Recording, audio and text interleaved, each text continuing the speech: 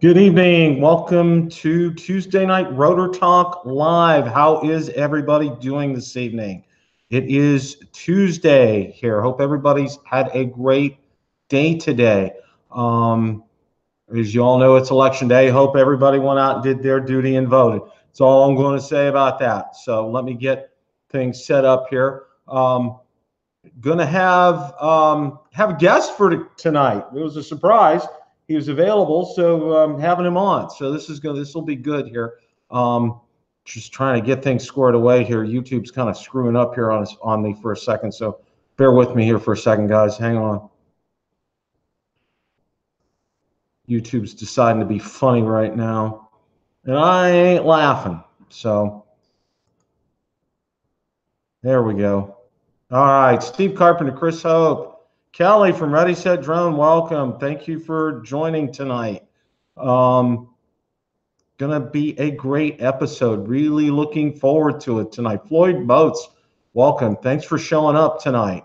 Hope you guys like the intro. Decided to use a different one. I'm gonna use those on Tuesday nights. So, and thank you for bearing with me. Those of you who watch Sunday afternoon Rotor Talk Live, you kind of had to bear with me in my unbelievable allergies. They were bad news on Saturdays, or on Sunday. So thank you guys for hanging in there with me about that. David, welcome.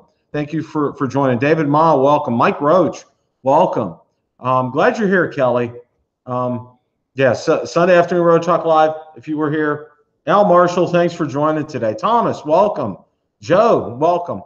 We're going to have Brian Fannery on from Smoky Mountain Aerial Imaging. He should be on here any minute now, and we got lots to talk about with him. So looking forward to getting some feedback from him on some things. Definitely, you guys want I want to put in a plug for SpinUp. If you haven't, SpinUp 2018, definitely check that out. Unfortunately, I won't be able to go to that. I would have loved to have gone. Kelly, as you know, is going to put on a first-class event. So it's still not too late. Definitely get your registration in. The more time goes on, though, those ticket prices will go up. And it's going to be a great day. Lots of great people are going to be there. It's going to be a great chance to network. It's going to be a great chance to meet other YouTubers. It's going to be a great chance to network with other pilots. And, of course, the big thing is being able to fly. And that was a genius of an idea that Kelly had up for that. Being able to do that at a minor league ballpark, that's fantastic. And I'm definitely going to set aside money in the budget for 2019, Kelly, to be there. That's one thing for sure. So absolutely, Kelly, not a problem. It's going to be great. I mean, you're going to have some unbelievable YouTubers there. Of course, Kelly's going to be there. You're going to have Ed Ricker's going to be there. Rick Smith is going to be there. Billy Kyle's going to be there. Original Dobo's going to be there. Droner's going to be from Droner's going to be there. Chris Rollins is going to be there. Got a lot of great guys. That's going to be fantastic. I just, like I said, I wish things could have worked out that I could have gone, but unfortunately, that's not going to be the case. It's going to be a great event. So, Brian, welcome. How are you this evening, my friend? I'm good. I'm trying to get started here. So, I want to jump into things right away. So, you've actually had some time with the Mavic 2 Enterprise. Everybody's going to love to hear what your thoughts are about this. Well, I've got pros and cons about it. The thing about the Mavic 2 Pro was, a big upgrade from the Mavic 2, or I'm sorry, from the Mavic Pro, the original Mavic Pro. So, they come out with, the Hasselblad camera, the 20 megapixel sensor. It's got vision position sensors all over it. It's a really nice machine. So when they came out with the Enterprise, there was a lot of speculation in the beginning, and everyone was thinking, well, this is going to be, something extravagant. It's going to be something special, and it is in its own sense, in its own form. So I actually got to play with it, or fly it rather, a week prior to it being released out there at the Airworks show. And then, obviously, just like anything else, I was told not to take any pictures or say anything about it. And you know, I knew that it had the spotlights. I knew that it had the speaker. I knew that it had the strobe light. And you know, one of the things that us as 107s, and I'm sure that you're fully aware of, and some of the other viewers, is that the FAA requires a 3+ mile visible strobe light on top of a UAV of anything, you know, dusk to dawn flying. So that was one of the things that DJI accommodated with this drone, was implementing the strobe light right on top of the drone, so that it's built in. You know, like with my M210, I've actually got a you know, like $120 strobe light that's on top of it. It velcros down, has a rechargeable battery, and that has to be on the dusk to dawn night flying operations. And it's a little bulky, and you know, and it has a standalone battery that has to be charged via USB, things like that. So that's one of the things that they implemented, which is really good. The searchlight, you know, it is what it is. It's an LED flashlight, dual head LED flashlight. One of the best things about the Mavic 2 Enterprise is the Pilot app, and overlaying and time stamping GPS, things like that. That's really awesome. You know, and I actually have my Crystal Sky here. I don't know if you guys can see that. It's not on right now. I can turn it on for you, but this is my Crystal Sky. This is the high bright version that goes on the SanDisk controller. And built into this Crystal Sky is actually the Pilot app, and so when I turn it on, I can do that, and I'll show you. It has the Pilot app on one side, which is in beta version, and then it has the DJI Go 4 app on the other side. And a lot of people don't understand. You know, I fly this thing every day, so you know, I'm used to it now. But your settings that's in any DJI drone cannot be manipulated unless you go over to the Go 4 app. So the things that I have to change, like return to home, you know, my maximum flight height, my sensors, all that all has to be enabled or disabled in the DJI Go 4 app. The Pilot app is basically good for flying, but it has some features in it that the Go 4 app does not have. So by them implementing the Pilot app into the Enterprise Mavic 2, it was really nice. But you're still going to have to use the Go 4 app in order to do anything else as far as your settings, even though you have that Enterprise Mavic 2. And so the Crystal Sky, the 5.5 Crystal Sky, the smaller version from this one that will actually go on the Mavic, is a really good upgrade. I would suggest it to anyone. There's a mount out there, and you know, forgive me for not knowing the name of the mount to shout out to them right now, but there's actually a mount right now that it goes right into the controller, right where your phone would go, and then it mounts up the Crystal Sky and you can use that for the Mavic Pro 2, or you can use it for the Mavic Pro Enterprise. So that's a really good feature. And I enjoyed flying it. It's a little more stable, and I think that that's probably got something to do with some ESC stuff that DJI put into it, that, you know, they don't share every little minor technical detail, but it is very, very stable. And I think they've done that, but due to the fact that it has that, you know, the speaker and the LEDs and stuff like that on the front, the added weight, the battery life's better, heating the batteries, that's really neat.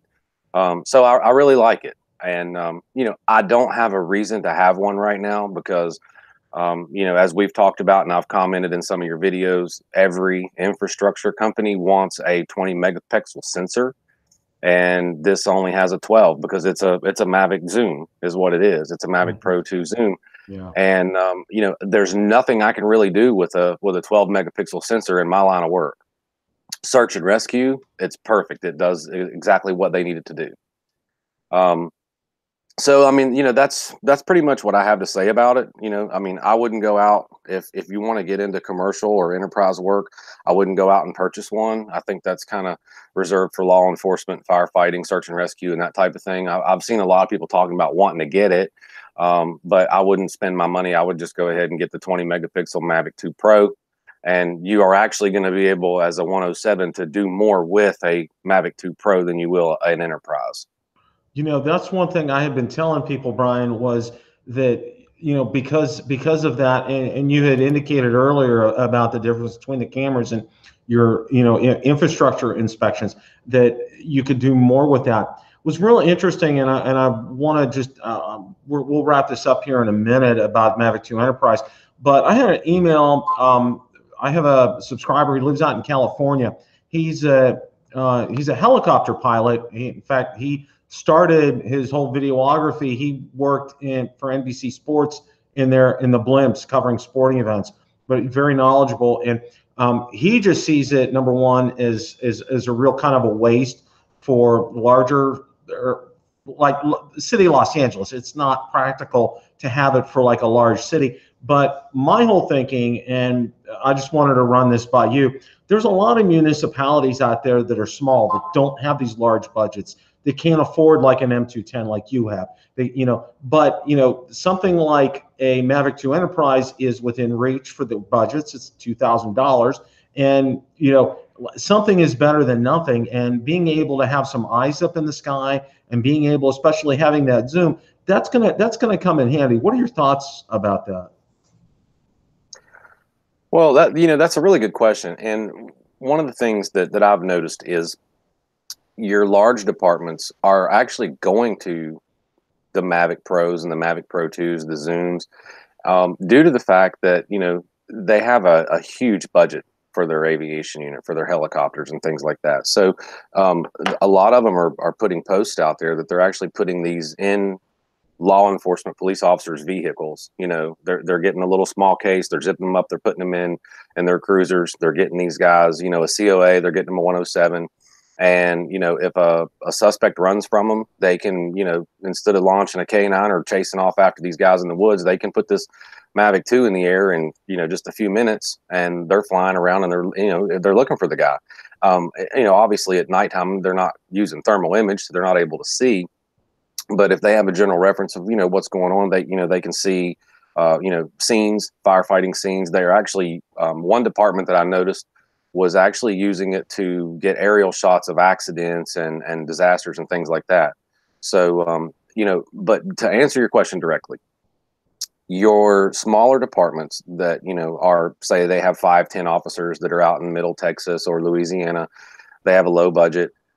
Yeah, they don't have a budget to go out and spend $50,000 or $100,000 on a drone package to put something like that in the air. So the Mavic 2 Pro Enterprise is something that they have a tool now that's available to them. And those 3-4 features that Enterprise has over top of the Mavic Zoom, it gives them that one up, that little bit of that edge.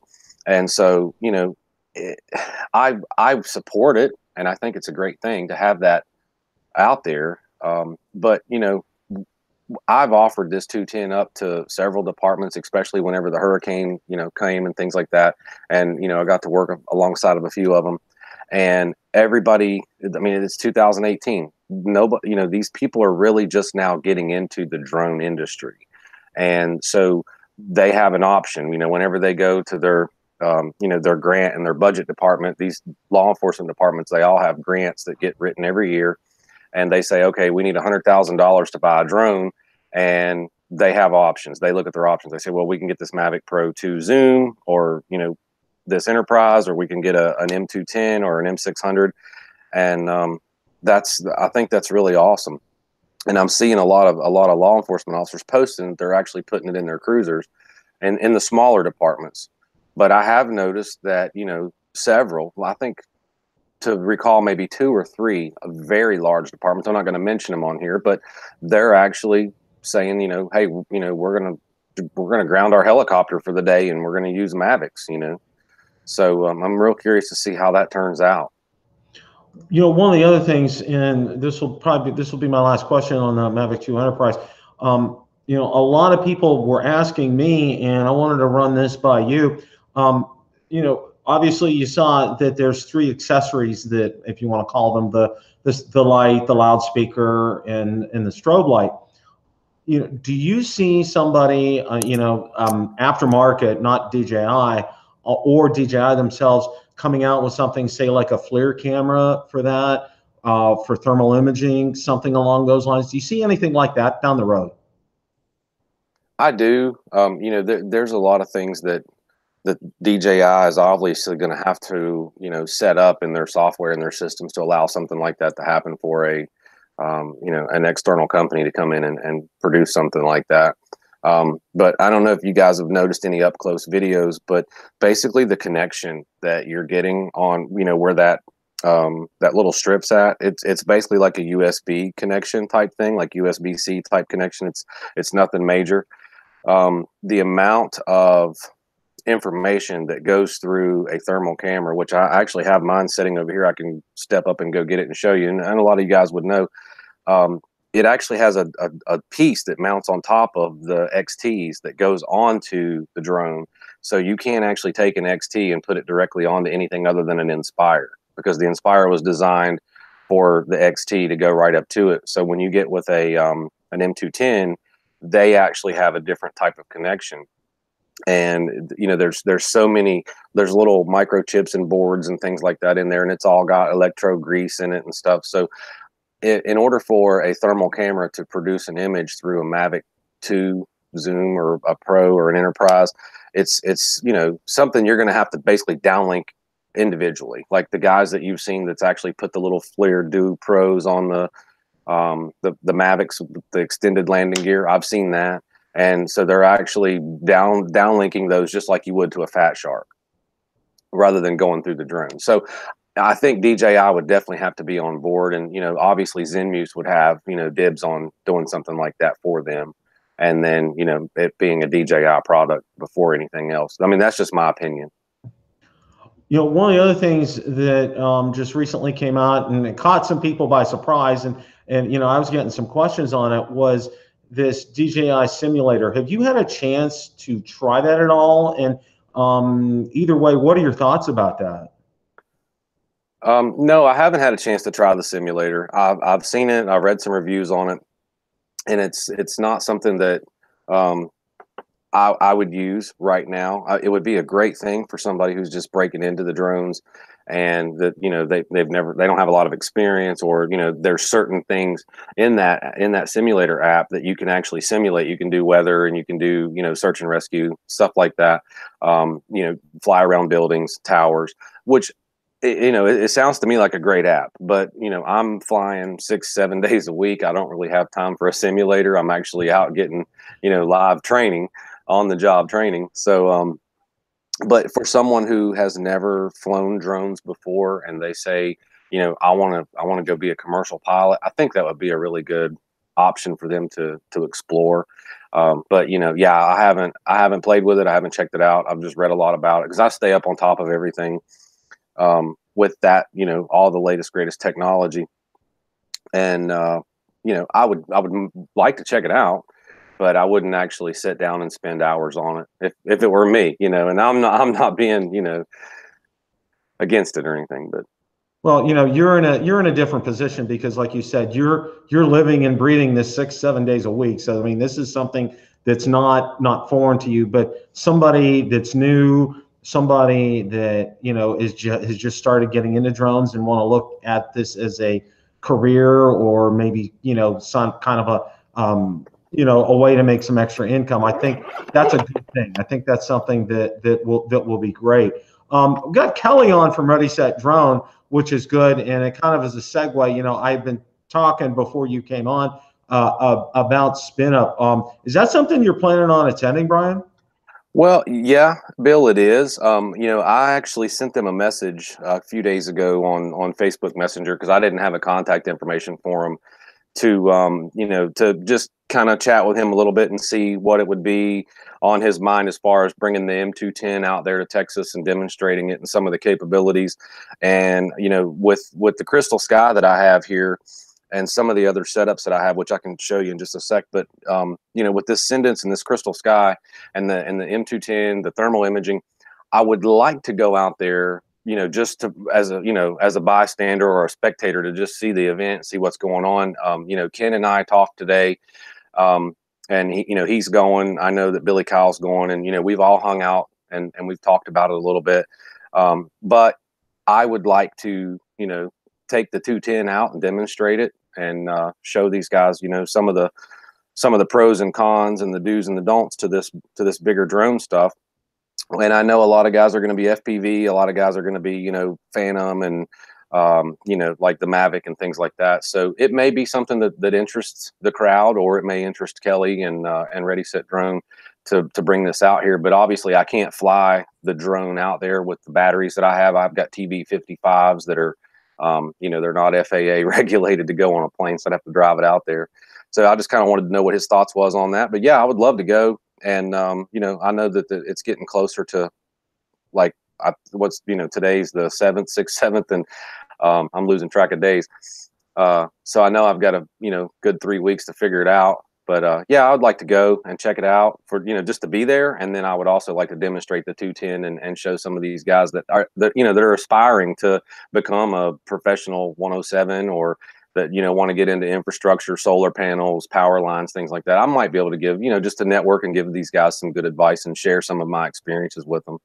You know, I think that would be fantastic. I was in the chat, and you know, Kelly's on the chat, and he's watching live right now. So you know, hopefully you guys can connect. I think that would be fantastic, because for those of you who were able to attend our meetup here in Tampa and having a chance to see Brian with the 210 and Ken Original Dobo, you know, doing that video is fantastic, Brian, because I think it really gives a very clear picture on what you do every day. And that, you know, a lot of people think it's all, you know, this is something it's glorious work, and it's, you know, it's a piece of cake kind of thing.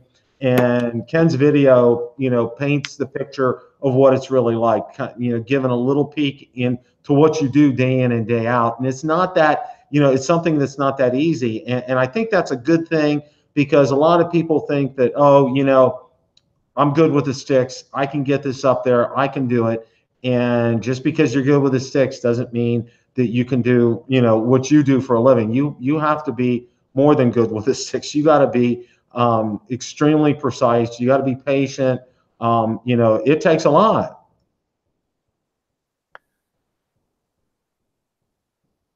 Yeah, you know, I'm actually a lot of this lower voltage power lines that I'm on, I'm actually about 3 feet over top of the line. And, you know, I've just, you know, for, I guess the sake of saying I actually took my Mavic and I put it up over top of a power line. And, you know, at 3-4 foot over top of that power line, it was actually affecting its stability. So it wasn't, you know, zapping it or anything like that, but it wasn't stable. It was moving around, and it was shaky pretty bad. It was, you know, going left and right. And I was actually, you know, having a hard time controlling it. Whereas with the M210, I can put it 3 foot over top of the power line, let go of the sticks, and it'll set right there until I move it, you know, to get my different angles of shots and things like that. And, you know, that's one of the great things about the crystal sky, is that, you know, you're outside, it's so bright, you're looking at it, it tells you longitude, latitude for every pole. So whenever you're reporting that to, you know, the file, whenever you get metadata in each file, whenever you actually snap that picture, it shows that on the file that the power company sees. And I actually had a power company report back to me recently, and they said, you know, is there any way you can fly maybe like 5 or 6 feet off of our power lines, because, you know, your images are so close, and you're actually so close to the pole. And I said, yeah, I can back up a little bit, because I'm running a 13 millimeter XT, you know, and I have a 19 millimeter XT. So I went with the 19 millimeter XT, and I'm flying 15 foot away and getting the same image.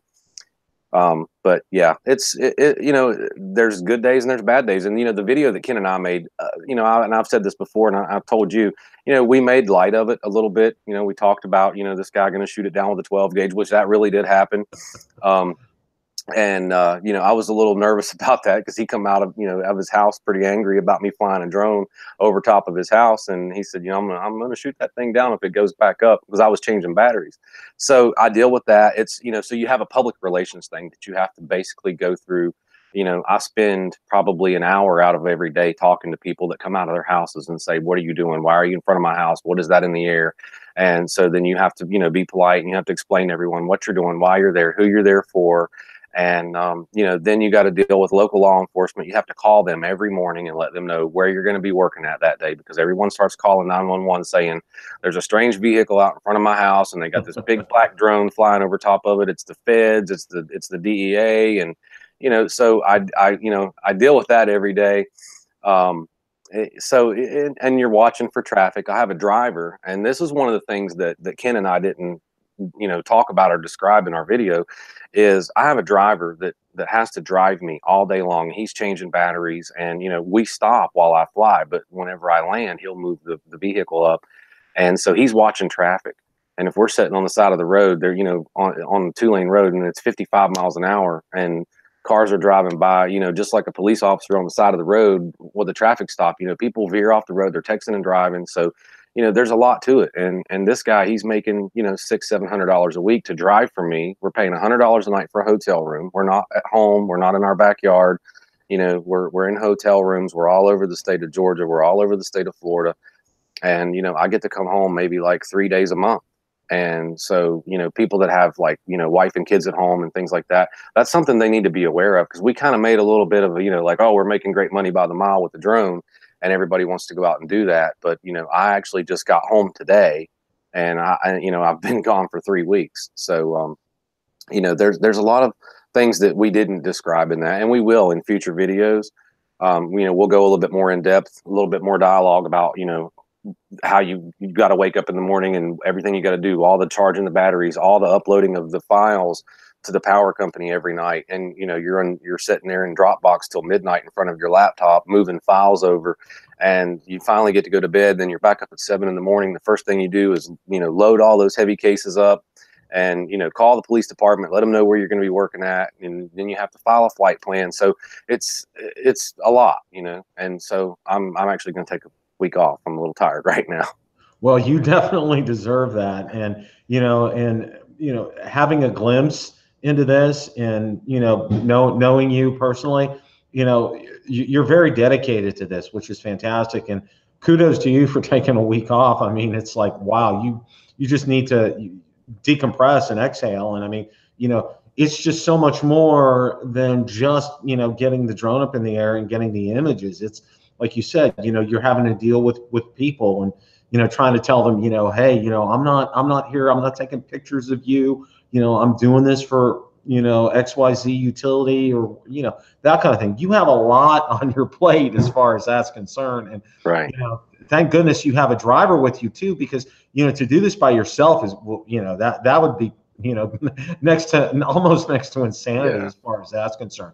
One of the things I wanted to ask you about, and I don't have an image, and I was going to, one of the things I wanted to talk about tonight was there's a Kickstarter company that is producing it's a joystick, and it reminds you, I don't know if you remember, back in the day, these one-handed joysticks that you would get with these flight sims to use that would do just about everything. Well, this Kickstarter has a a joystick with a tablet holder or a phone holder that is going to be able to be used with drones. And it really intrigued me. And I did put this out on the Facebook page and Facebook group, and it's very interesting. And I'm hoping something like this comes to fruition, because I think I have several subscribers who are handicapped, and I have one who has limited use of arms, and I have one who doesn't have an arm. So and actually the one who doesn't have the arm asked me, do they make something like that? And I said no, not that. But then I come across something like this, and this is wow. Right now it's about $200 for early Kickstarter kind of thing. But when it gets to fruition, if it comes about, it's $450. What are your thoughts on something like that? I think it's a really good option.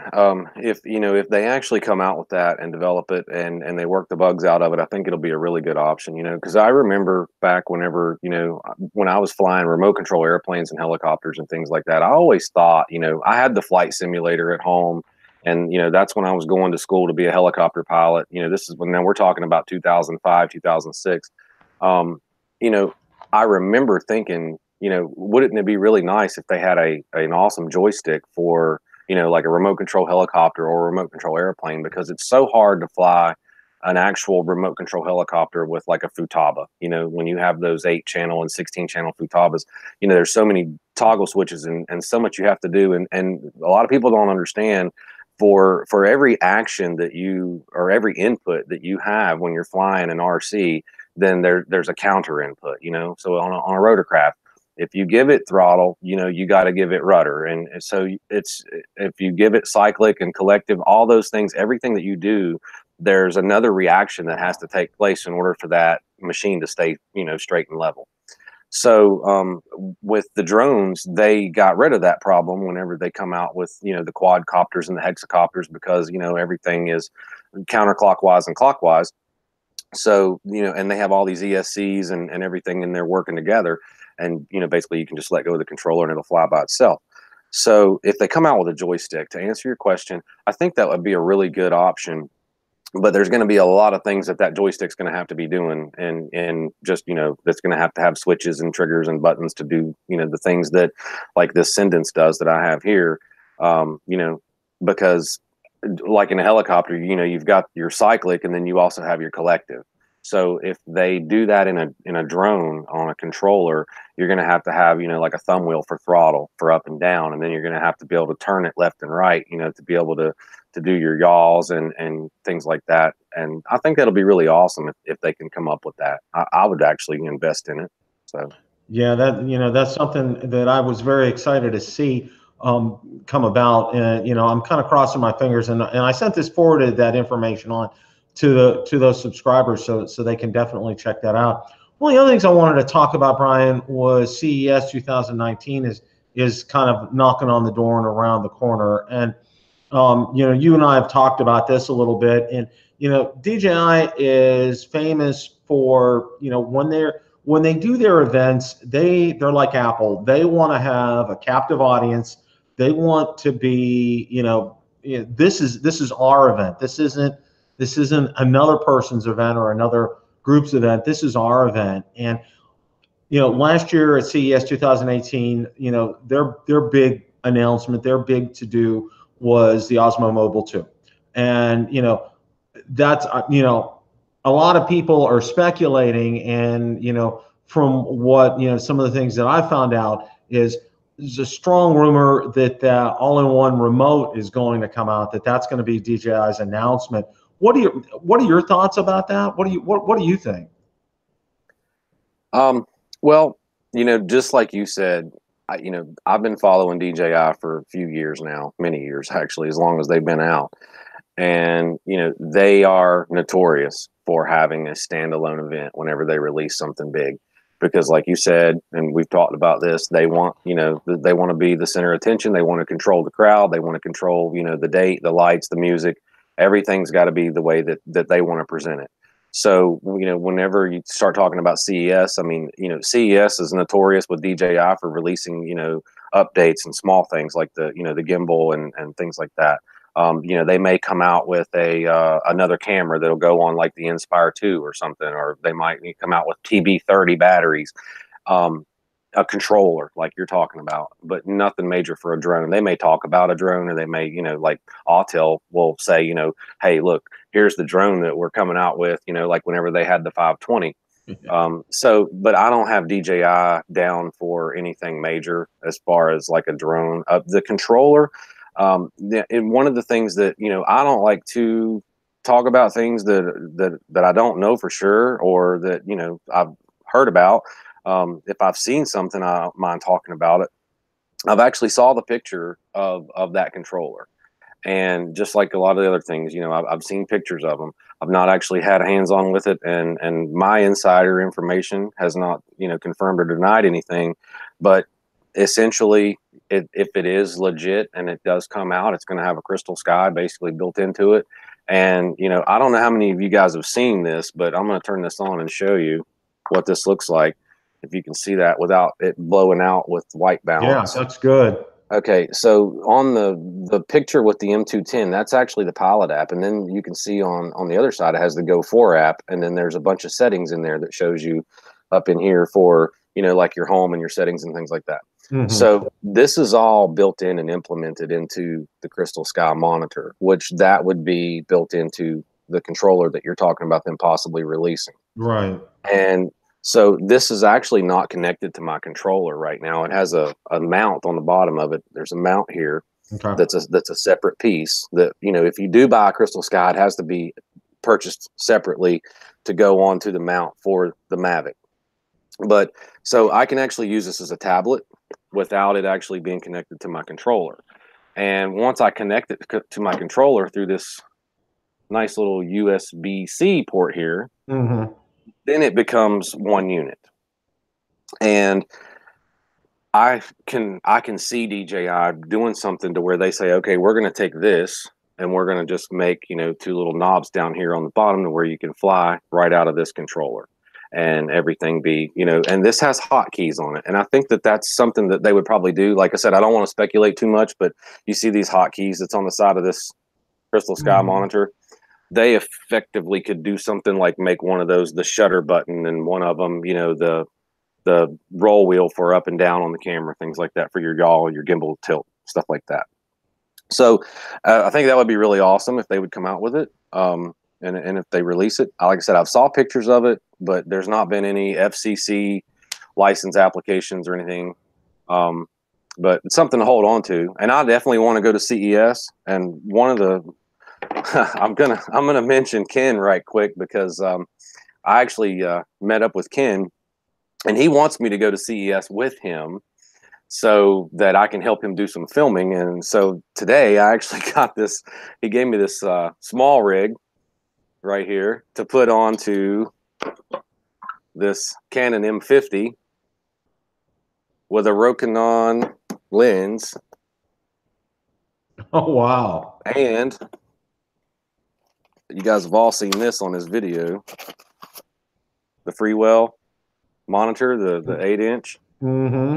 So I met up with him, and he gave me all this stuff, and he says, look, you know, you need to get familiar with that, because we're going to CES one way or the other, and we're gonna do some filming. So thanks to Ken with Original Dobo, I've got a pretty good bit of gear here to learn with while I'm off this week and play with, and figure out, you know, how I'm going to become a filmmaker. So I'm going to be doing that. And then also, you know, props to him, because my driver, while we're out filming for the power companies and infrastructure, is going to be taking, you know, shots of me flying the drone and of the drone, you know, simultaneously at, you know, times that it's safe and things like that, and doing like a little small documentary with that, so that we can compile some B-roll and some footage and stuff, and put all that together and release that. So, you know, we got a few things going on. But yeah, you know, CES is going to be good if we can get out there. I don't have 10,000 subscribers, so I don't have an invite to that. But you know, we'll figure it out. We'll go one way or another. But I definitely want to go to Texas and go out there to Ready Set Drone and meet up with them and the SpinUp crew. So you know, but I'll have this rig figured out by then. That way, maybe I can film out there in Texas a little bit and help Ken get some B-roll. Well, one of the things I had strongly considered going to CES, and what I'm doing is I'm kind of saving funds and getting some funds set aside, because you know, I definitely want to hit a DJI event, because there's bound to be one or two. And you know, my thinking is, with everything that's swirling around, that you know, they may do one of those infamous dual releases like they did with the Phantom 4 Pro and the Inspire 2 kind of a thing. But one of the other reasons why I'm kind of bankrolling a little bit of money, and I can say this here, and I told Kelly I was going to keep it under my hat, but I found out a couple of weeks ago that I'm going to be a grandfather. So that's something that we're setting aside some money so we can go up to Ohio to welcome grandchild number 1 into the family. So that's a real that's kind of a surprise. I decided to go ahead and do it because I know my daughter and most of my family isn't on the channel. So just wanted to let you guys know. So I'm real excited about that. But obviously I gotta watch my budget and things. So I was considering doing that, going out to CES, but at this point we're gonna kind of take a pass on that, simply because of the fact I want to be able to do a drone event, and I want to be able to do the event of 2019 probably around July, which is real interesting because July happens to be Valerie's birthday's in July, my birthday's in July, my youngest son Peter, his birthday's in July, Valerie's dad's birthday is in July. Her brother's birthday is in July, and I think there's probably another one in the family. So I mean, it's chock full of birthdays. So grandchild's could be born on somebody else's birthday. So we're kind of excited about that. One of the things also too.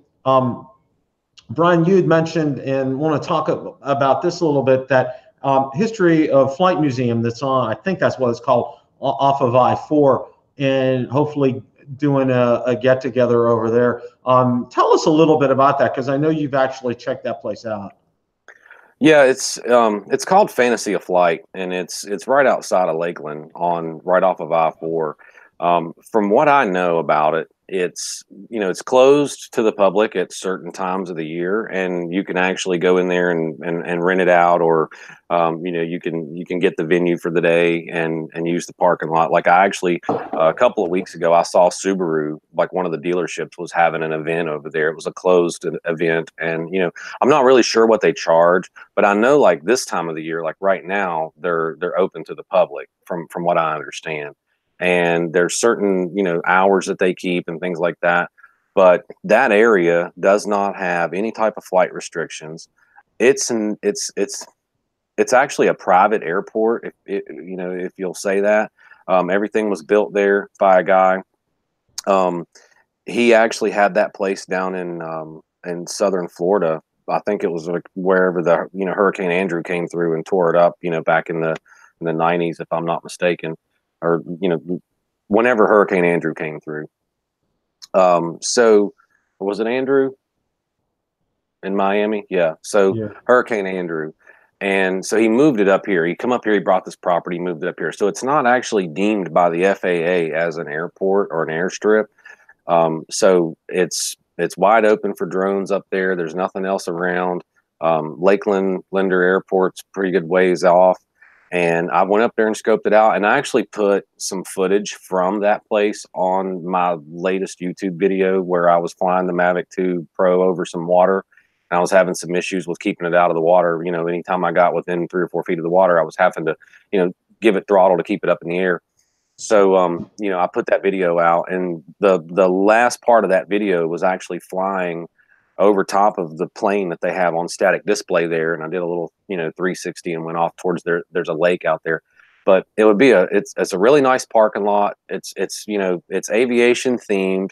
So I think it would be, a good atmosphere. There's actually a museum inside, history of museum, a lot of old aviating plane, like the aviation histories and some of the war fighters and the military planes and things like that's in there. They're restoring stuff all the time. There's a big water tower there that you can fly around.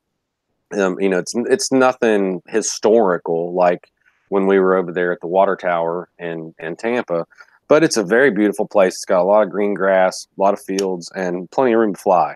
So I think if we could maybe get on that parking lot and bring some pop-up tents, things like that, that would be good for us. If you've checked on it, I haven't, as far as making a phone call and asking them, what would it take to have 15 or 20, 30 people over there for a few hours to fly some drones. I haven't done that, but I think it would be a really good option if we could get in there. Yeah, that's one of the things I'm going to be doing. I had so much going on. It's a crazy time at work for us right now, working in I work for Publix, and right now we have what's called a brownout coming out on Friday, and then the next week is a blackout, because when the holidays come, they don't want to introduce any new software or any defects into anything. So it's it's one of these things, for us, it's just we're like up to the gills with work. And finally this week, with brownout coming, the pace is going to slow down. So that's one of the things I'm going to do, is give them a call and find out what it's going to take. And I think at this point, what I'd like to probably try to gear for is maybe early December, before after Thanksgiving and before Christmas. I think that would work out pretty well. And that way we can also pull, because I know some of the guys come from Central Florida. I know Mike Daniels really wanted to come, but he's closer to Central Florida. And, Romeo is closer to this too. And maybe pull some of the guys from Polk County and in that area. I think it's a great idea. I'm gonna give them a call and see what it's going to take. I don't think it's probably going to cost a whole lot to do something like that. you know, we may have to charge like $10 or something. But I mean, you know, we'll definitely bring some drinks and snacks, and then maybe, you know, go somewhere for some food afterwards, and do that. I mean, I know you guys had a blast afterwards. You know, after we had the event, you know, you found that great place to eat, and then went out and did some flying that night after that. That was fun. I mean, you guys really did it up right. You know, and one of the things I found out was that place that you guys were going to go to, Ken, and I met with another subscriber, Don Carsons. He's from Pittsburgh. Valerie and I actually had dinner with him. He drove down to Apollo Beach Park, and it's closed right now. They're doing some maintenance on it, so that's like a no-go for them. So Don and Ken went to the tower to do some filming over there. Wanted to kind of open it up, you guys, if you don't mind, Brian, just see if anybody has any questions for you tonight, if that's okay with you. Yeah, that's fine. You know, any time that I can answer a question and help anybody out. I know a lot of the guys that watch your show, I read your comments pretty regularly. They are all pretty well up on what's going on, but you'll have a few that come through that, you know, some of the newer guys that, you know, have some you know, reasonable questions, and they, you know, can be answered generally pretty easily.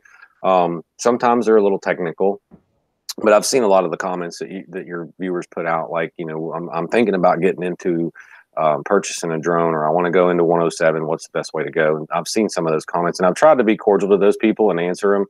You know, like, I don't get a lot of time to put content on my YouTube channel or on, you know, Smoky Mountain Aerial Imaging's Facebook page. So when I do post an occasional picture, or you know, and I post or upload a video, it's usually something that I didn't work on a lot. I didn't do a lot of editing. You know, I just kind of threw it together in a few hours. And but anytime I can help any of your guys out, they can contact me over there, or I can, you know, read some of these comments and see what some of these people might be asking from where, you know, we can go with this. Yeah, you know, that was a wonderful meetup that we had. You know, that turnout and everybody that was there, and that's one of the things I've been asking, that, you know, can we get another one scheduled? So I'm just like, yes, absolutely. It was just, yeah, you know. And the great thing is not only flying at these events, but networking, getting to know each other. And, you know, it was such a total blast, you know, getting to know everybody, and, you know, putting names with faces. I think that's absolutely good. Brian, other than Part 107 FAA, are there any professional certifications for doing inspections in your industry? That's a good question. Thank you for the question, Better with a Drone. Not really. As far as the aviation side goes, a 107 is pretty much all you're going to need. You know, the other things that you're going to have, you know, are obviously the COAs and the waivers, which the power company acquires those for us. So if we're flying near a prison, you know, they'll get a COA, because you're not allowed to fly near a prison. If you're flying near an airport, you know, any type of restricted government facilities, things like that, those are all in place by the major power companies that they've already got worked out. But as far as a certification that someone can obtain to get into, you know, power line inspections, you know, with a UAV, there's not really anything that will help them, you know, tremendously, other than the 107. But like, you know, the guy that does my driving, he's actually a lineman. So he came from Pike Power, and, you know, he's a lineman. So he walked, you know, he retired from Pike as a lineman. So he's very familiar with power lines and the poles and KML files and everything that's going on there. So that's one of the good things that I have with him. We both have our OSHA cards. So OSHA is a big thing. You know, I've got an actual 510. He's got an OSHA 30. So that helps as far as the safety aspect goes, being around power lines. Because if you come across, like, you know, a damaged line or a down line, you know, a lot of people that doesn't have experience with that type of infrastructure could, you know, possibly get hurt. So, you know, just try to brush up on your information on safety and power and things like that. But as far as a certification, a 107 and a really good insurance policy, and you know, that's pretty much going to get you in the door with inspecting for power lines and cell phone towers infrastructure. I really like solar panel farms. That's a really good job. I would like to do those all day, every day. I bet you would. There was another question for you. How much training did you go through to do Powerline inspections? Okay, so the training that I actually acquired was the years, and I mean literally the 15 to 20 years that I was in construction work as a project manager and a civil engineer. We were actually building substations for major power companies, the company that I worked for. So my training, actually, there's not a certification. I mean, there is that you can get from some of these drone companies. They sell packages. But my training and experience came from, being a project manager and a civil engineer in the construction industry, doing, the power line work and the substations, and, whenever you have transmission and things like that. So, that's where I got my experience. And then, my father's a lineman and a crane operator. So I was raised around that. That's pretty much where I got my power line experience from. And as far as inspecting with the drone, a good drone pilot will pick up inspecting power lines pretty quick, because the power company sends you what's called an SOW. It's a statement of work, a scope of work. And they'll tell you exactly in that contract, it's 19 pages, what they expect. And so what they do is they say, we want you to fly every single pole on this feeder for 56 miles, however far it goes. They send you a KML file on Google Earth. And each one of those KML files is it looks like a little white dot on a Google Earth map. And you touch that and it lights up red, and it gives you all the information about that pole. So there may be 2,300 poles that's on that job. And in that statement of work, they'll say, each one of the wooden poles, we want you to fly 5 feet up, off straight over top of the pole, look straight down, take one image, and then go 15 feet back and take a 45-degree angle from both sides, and then 2 down lines. And, no matter how many you get in one day, we want you to, upload them every night on our Dropbox. That's pretty much the training that the power company gives you. They expect you to read your contract and fulfill it. As far as, some of the technical things that I get up against flying a drone around power lines, a lot of that's common sense. A lot of it is, being a drone pilot. A lot of it's 107 information that, the laws and regulations. But some of it, is actual experience being around power lines and knowing that, there's certain voltages that you can't get within 10 feet of with anything, that's anything that's conductive. Mm-hmm. And, this drone is actually, carbon fiber arms, carbon fiber legs, and it has a Faraday cage built inside of it that keeps the drone from actually being affected by, microwave and radio wave and power and things like that. So that's why the Mavic doesn't work too well around power lines, because it's, it's in that little, what I call a fuzzy zone. But, like if in construction, if you've got an excavator, like a crane or an excavator, and it gets within 10 feet of 65 kV, it'll actually shoot a lightning bolt right out to that crane or to that excavator arm and zap it.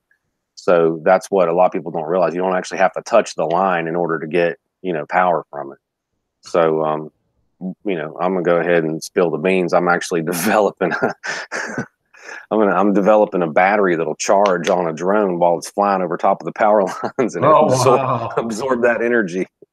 Got another question, Brian. With your drones and equipment you use, it's important. What kind of a maintenance program do you have for like the M210, your batteries and everything? So the standard procedure for DJI is, every flight you do a pre-flight checklist, and maintenance on an M210, it basically consists of, they have owner's manual recommendations. There's another company out there that actually has recommendations on how to maintenance your drone. Then there's FAA regulations that tell you how often that you're supposed to maintenance your drone based off of recommendations from the manufacturer and things like that. So my maintenance program is daily. I have a can of the air that you spray to keep the dust out of the motors and out of the electronics. I have electro grease that I use every day on all of my connections. So that way, I don't get any moisture inside of my connection where my XT mounts up to the M210. So dust is your biggest enemy with these drones. And then I'll actually do a test where I fire up the drone without propellers, and I check all the motors and check the ESCs and everything. The batteries, they get updated every time that there's an update that's released, they get updated. The drone gets updated every time there's an updated, an update firmware that's released. But one of the issues that we got notified about the batteries with the 210 and the Inspire 2 with drones falling out of the sky. And that was a huge scare, because when you've got $50,000, $30,000, depending on what camera package you're running, if you're running an X5S and an XT, or if you're running an XT2 and a Z30, you got 40 grand in the air. And so if that falls out of the sky, that's a huge impact. So we kind of got a little bit of a scare with that, and made sure that all the firmware update on the batteries were the current one. And I've seen some videos where people were talking about, they were going to work on it and try to fix it. I haven't had any problems. I know the 55s are giving more problems than the 50s, but the maintenance system for me is daily. I'm always cleaning everything. I'm always checking everything. I always run my motors before I take off. I check my gimbals. I check my cameras. And a lot of times people don't look at it a lot, but you get these like little messages, these little error messages, and they'll say, like gimbal shake error. And people a lot of just times brush that off, but a gimbal shake error actually, can be a bigger problem within the drone if you're not on top of it. So, I try to maintenance it every day whenever I'm using it as a commercial drone and flying it over top of power lines, because if you hit a power line with one of these things and you take it out, it's going to be catastrophic for the neighborhood, and who knows what else. Yeah, that's one of the things. Somebody else asked a very interesting question, like when you're on the road, who handles all your like bills and that type of thing, and your paperwork? How do you juggle that when you're on the road and working? So here's how this works. It's just like anyone else that has a business that they travel, or they travel for a company. You use a credit card, because the number one thing that people don't understand in America anymore is using your debit card is the worst thing you can do. My debit card actually has zero balance on it, because I don't want anyone to steal my money. So a credit card is actually guaranteed. So not to talk about finances, but I use a credit card for hotel rooms. I use a credit card for fuel. I use a credit card for batteries. Everything is purchased on a credit card, and I get a monthly statement of my expenses on that credit card. And the way that the power company pays you is a net 15 or a net 30. So once you upload the files, they have 15 days to review those files by, your thermographers will go in and they'll look at the footage and they'll approve it within 15 days. Then 15 days after that, you'll get paid. That money goes into your checking or savings or wherever you had established for them to, with a direct deposit. So I handle my own finances, to answer the question directly. I don't have any like a secretary or a bookkeeper or anything like that. My driver pretty much, I drive when we're traveling from A to B. We take turns, but when I'm actually flying the drone, I'm in the passenger seat, he's in the driver's seat. But I take care of all the fuel, the hotels, the meals. I pay for 3 meals a day for both of us. I pay for 2 hotel rooms. Sometimes we double bunk, if we can't find any place that's, not less than $130 a night, we double bunk up. But, the power company doesn't pay you right away. So when you go out here and you work for a month and you spend $5,000 working that month, it's another 30 days before you get the money for the first week of that month that you were working. Wow. So if that makes sense, that's why, one of the things I didn't explain in Ken's video, when you're doing your own paperwork, you're doing your own logbooks, you're doing your own, you're shooting your own B-roll videos on the side and things like that. Plus you're spending all that money and handling all of your own bills. You have to save receipts for everything. So if I buy a Gatorade and a pack of gum, I save the receipt for it. If I buy McDonald's, if I buy Ruby Tuesdays, whatever, receipts for diesel fuel, receipts for hotel rooms. And so at the end of the month, when I get home, now I've got this big box that's completely full of receipts, and they all have to go into a file cabinet, because at the end of the year, when the IRS says, okay, you made $200,000 this year, well, I also spent 100, so that's really important. Mm-hmm. And I would like to hire someone, later on that I could have in my office that did all that phone answering and emails and everything. It would be really nice to have that, but that's in a perfect world.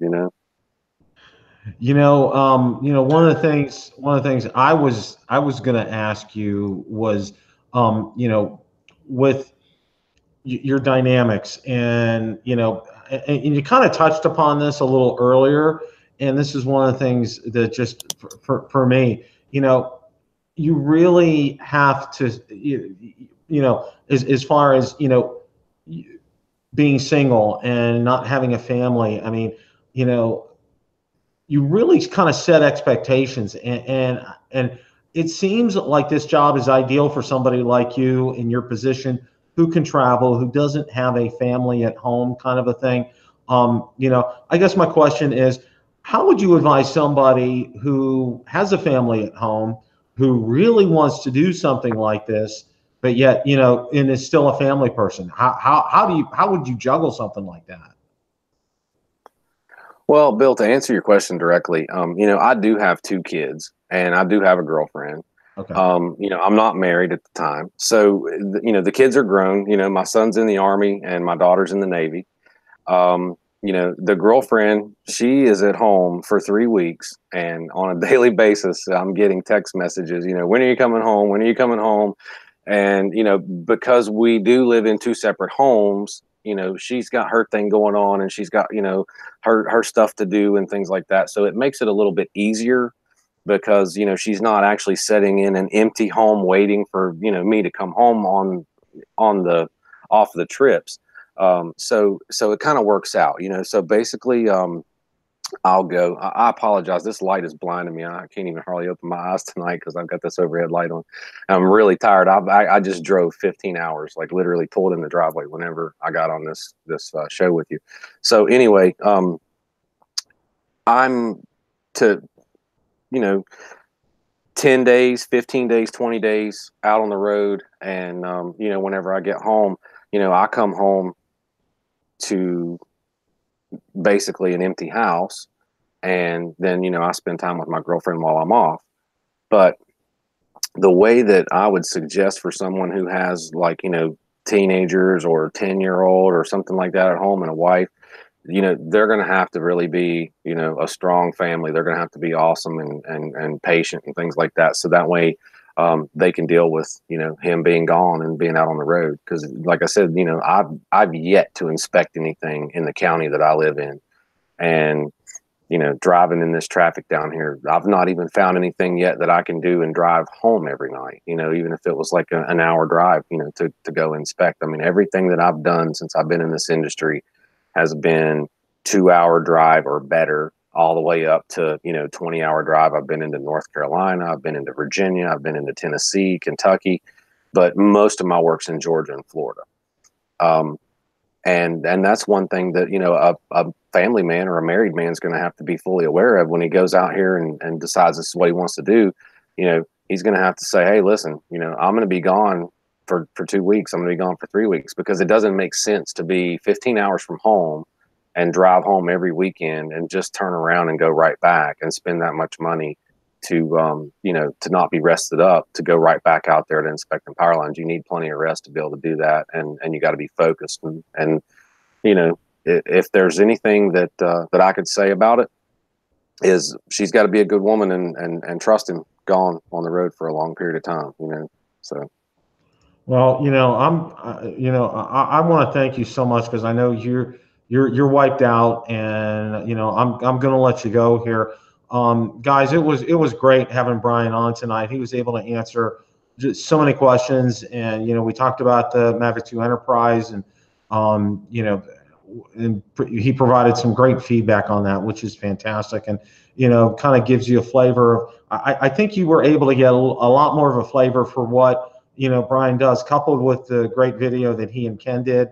What it's like for him, and how it's not a glam job, guys. Okay, it's not like he said. He doesn't have nothing around home. It's a minimum 2-hour drive to do some of these things. So Brian loves what he does, and it's real obvious, and he has a passion for it. And what the great thing is, he's very knowledgeable. He knows, he knows his equipment. He knows his capabilities, you know, and, you know, we're able to find out about, you know, what he does for maintenance, you know, as far as that's concerned, you know, how he handles things, you know, like a normal person would do. And I think, you know, it's great for people. And I think don't be discouraged, you know, if you still want to do something like this. You know, my suggestion is definitely, you know, contact Brian on his Facebook page.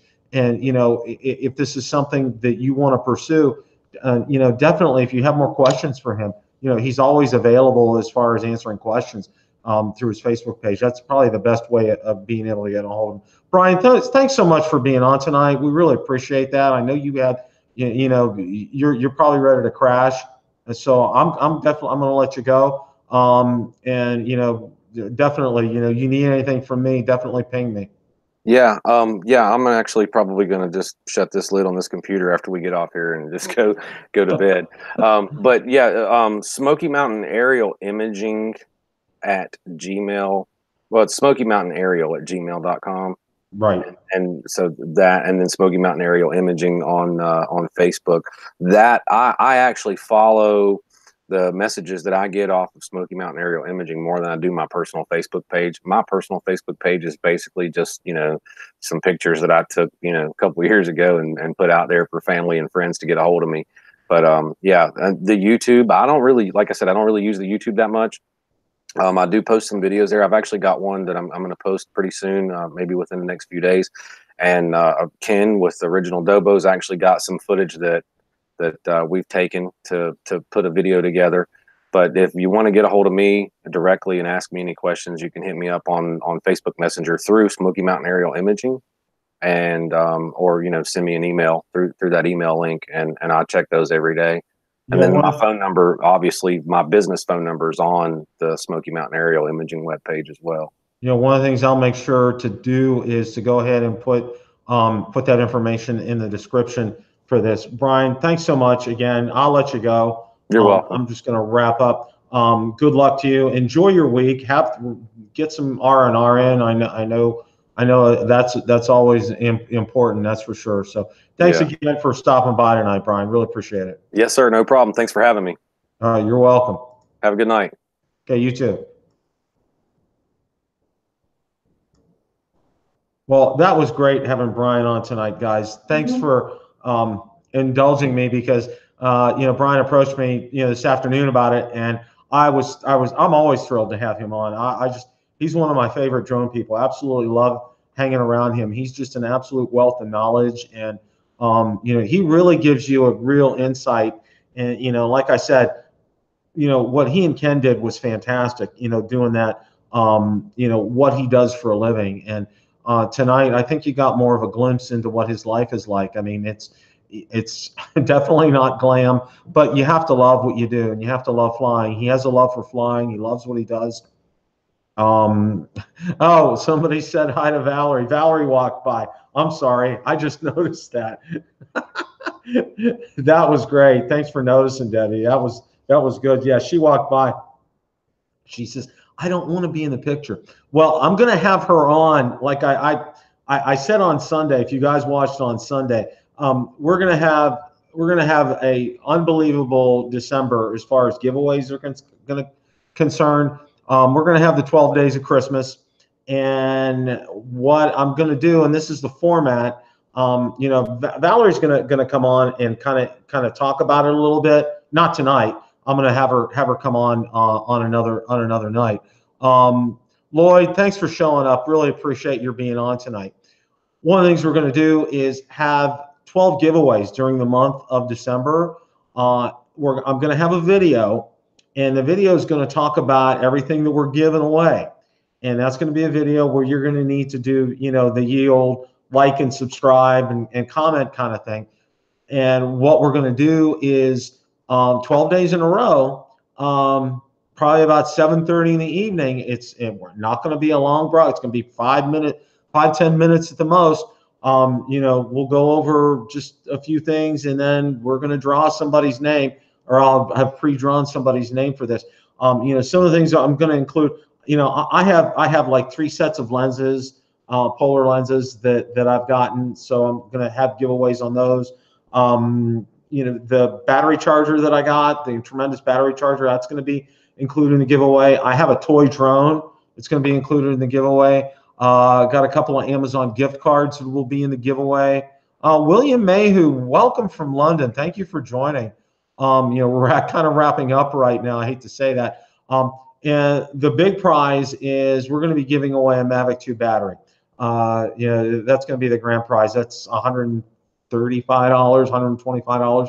So you guys definitely want to stay tuned for this. We're going to have some fun in December, and we're knocking on the door.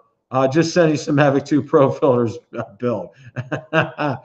Send me your address, Bill. Message me. No, I'm just kidding. You know, we're gonna have a great time in December. We're gonna have a lot of fun. And one of the things also too, before we sign off, I know I've gone way over tonight. We're knocking on the door for 5,000. We're very close. I'll probably hit 4,800 subscribers tonight, and probably before the next couple of weeks, we'll get to 5,000. And as always, I want to thank all you guys.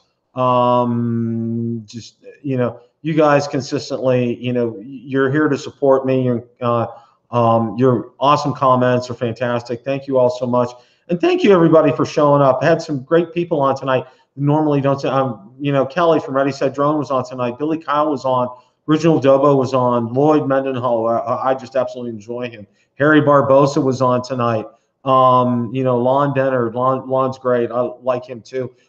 Matthew McCain, I just saw you. Thank you for coming on. And as always, like Steve Carpenter, Rick Albert, you guys are just, you guys are a bedrock as far as the drone community is concerned. And, you know, you know, it pains me not to be able to go to Kelly's event. It really does. But as you guys know, you probably see now that I kind of painted a little bit of a clearer picture. I need to have some vacation time and some money kind of set aside for, you know, seeing grandbaby number one, which Valerie and I are just absolutely thrilled. You know, my daughter's doing well as far as I know. I'm going to follow up with her and see how things are. And I will definitely, you know, when I get some ultrasound pictures, you guys are going to see them. So, and, you know, they called me up and asked me, what do I want to be called? And I said, you know what, you guys can call me anything as long as the baby's healthy and my daughter's healthy.